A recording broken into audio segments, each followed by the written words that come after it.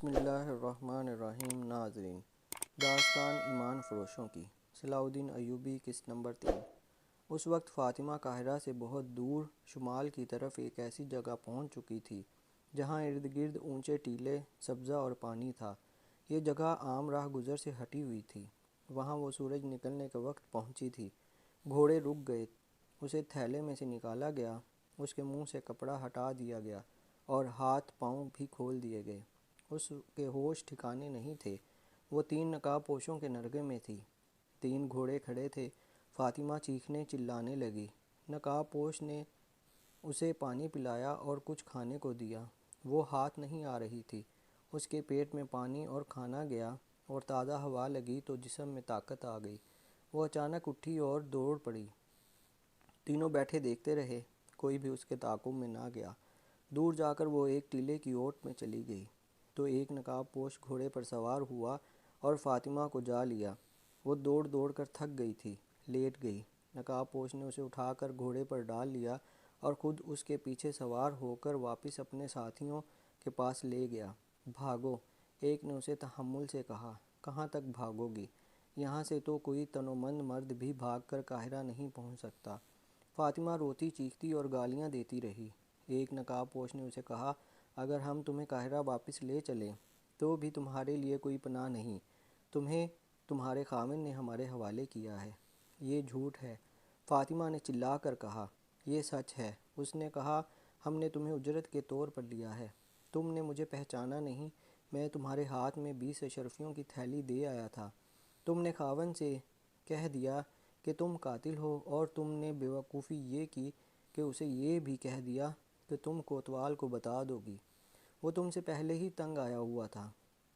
اس کی داشتہ نے اس کے دل پر اور اس کی عقل پر قبضہ کر لیا تھا۔ میں تمہیں یہ نہیں بتا سکتا کہ وہ لڑکی کون ہے اور کہاں سے آئی ہے اور وہ کیا کرنے آئی ہے۔ دوسرے دن تمہارا خاوند ہمارے ٹھکانے پر آیا۔ ایسا بے ایمان آدمی ہے کہ اس نے ہمیں خضر الحیات کے قتل کے عوض 50 اشرفی اور سونے کے 2 ٹکڑے دینے کا وعدہ کیا تھا، مگر کام ہو گیا تو صرف 20 اشرفی بھیجی۔ میں نے تمہیں استعمال کیا اور یہ رقم تمہارے ہاتھ میں دے دی تاکہ تمہیں بھی اس راز کا علم ہو جائے۔ ہمارا تیر نشانے پر بیٹھا۔ دوسرے دن وہ ہمارے ٹھکانے پر آیا اور 50 اشرفیاں دینے لگا۔ سونے کے ٹکڑے پھر ہضم کر رہا تھا۔ میرے ان ساتھیوں نے کہا کہ اب ہم بہت زیادہ اجرت لیں گے۔ اگر وہ نہیں دے گا تو ہم کسی نہ کسی طرح کوتوال تک خبر پہنچا دیں گے۔ اسے اب خطرہ یہ نظر آ رہا تھا کہ تمہیں بھی پتہ چل گیا تھا کہ قاتل وہی ہے۔ اس کا علاج اس نے یہ سوچا کہ ہمیں کہا کہ تم میری بیوی کو اٹھا لے جاؤ، میں تمہارے لیے رستہ صاف کر دوں گا۔ ہم جان گئے کہ وہ اپنی داشتہ کے زیر اثر تم سے جان چھڑانا چاہتا ہے اور اب وہ اس لیے تمہیں غائب کرنا چاہتا تھا کہ تم اس کے جرم کی گواہ بن گئی ہو اور اسے کہہ بھی چکی ہو کہ تم کوتوال کو خبر کر دو گی۔ فاطمہ کے آنسو خشک ہو چکے تھے۔ وہ حیرت زدہ ہو کر ان تینوں کو باری باری دیکھتی تھی۔ ان کی صرف آنکھیں نظر آتی تھیں۔ یہ آنکھیں ڈراؤنی اور خوفناک تھیں۔ ان کی زبان میں مٹھاس اور اپنائیت کی جھلک ضرور تھی۔ انہوں نے اسے دھمکی نہیں دی بلکہ سمجھانے کی کوشش کر رہے تھے کہ اس کا تڑپنا، رونا اور بھاگنا بیکار ہے۔ میں نے تمہیں دیکھا تھا، نقاب پوش نے اسے کہا۔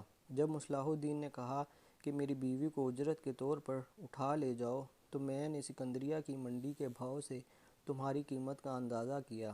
تم ابھی جوان ہو اور تم حسین بھی ہو، تم بڑے اچھے داموں بک سکتی ہو۔ ہم مان گئے۔ اگر تمہارا خاوند ہمیں اتنی زیادہ اجرت نہ دیتا تو ہم نے اسے بتا دیا تھا کہ اسے زندہ نہیں رہنے دیا جائے گا اور اس کی داشتہ کو اغوا کر لیا جائے گا۔ اس نے ہمیں بتایا کہ آج رات اس کے گھر میں کوئی ملازم نہیں ہوگا، کتا بھی بندھا ہوا ہوگا، البتہ بڑا دروازہ اندر سے بند ہوگا تاکہ تم دیکھ لو تو شک نہ کرو۔ ہم تینوں نے ایک دوسرے کے اوپر کھڑے ہو کر تمہارے گھر کی دیوار پھلانگی۔ ہم نے ہاتھوں میں خنجر لے رکھے تھے اور ہم سنبھل سنبھل کر چل رہے تھے کیونکہ ہمیں تمہارے خاوند پر بھروسہ نہیں تھا، وہ ہمیں مروا سکتا تھا، لیکن ایسا نہ ہوا۔ ہمارے لیے راستہ واقعی صاف تھا، تمہیں اٹھایا اور لے آئے۔ اس نے یہ کہانی تمہیں اس لیے سنائی ہے کہ تم اپنے خاوند کے گھر کو دل سے نکال دو۔ دوسرے نقاب پوش نے کہا، ہم تمہیں یہ بھی بتا دیتے ہیں کہ ہم 3 آدمی اکیلی عورت کی مجبوری سے فائدہ نہیں اٹھائیں گے۔ ہم بیوپاری ہیں، کرائے کا قتل اور اغوا ہمارا پیشہ ہے۔ ہم تمہارے جسم کے ساتھ کھیل کر خوش ہونے والے نہیں۔ 3 مرد ایک عورت کو اغوا اور مجبور کر کے تفریح کریں تو یہ کوئی فخر والی بات نہیں۔ تم مجھے سکندر کے بازار میں بیچو گے؟ فاطمہ نے بے بسی کے لہجے میں پوچھا۔ میری قسمت میں اب عصمت فروشی لکھی ہے۔ نہیں، ایک نقاب پوش نے جواب دیا، عصمت فروشی کے لیے جنگلی اور صحرائی لڑکیاں خریدی جاتی ہیں۔ تم حرم کی چیز ہو، کسی باعزت امیر کے پاس جاؤ گی۔ ہمیں بھی تو اچھی قیمت چاہیے، ہم تمہیں مٹی میں نہیں پھینکیں گے۔